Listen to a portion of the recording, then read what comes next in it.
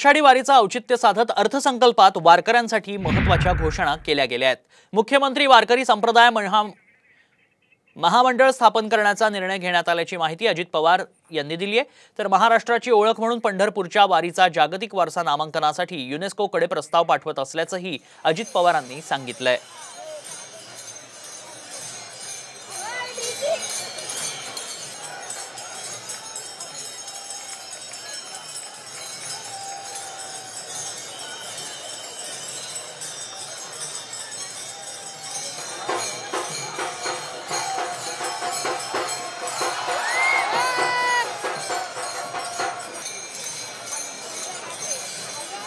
कीर्तनकार, वारकरी, भजनी मंडळ यांना सोयी सुविधा उपलब्ध करून देण्यासाठी तसेच पालखी मार्गाचे व्यवस्थापन करण्यासाठी मुख्यमंत्री वारकरी संप्रदाय महामंडळ स्थापन करण्याचा निर्णय घेण्यात आलेला आहे। महाराष्ट्राची ओळख म्हणून जिची जगभर दखल घेतली जाते त्या पंढरपूरच्या वारीचा म्हणूनच आपण जागतिक वारसा नामांकनासाठी युनेस्कोकडे प्रस्ताव पाठवतो आहोत।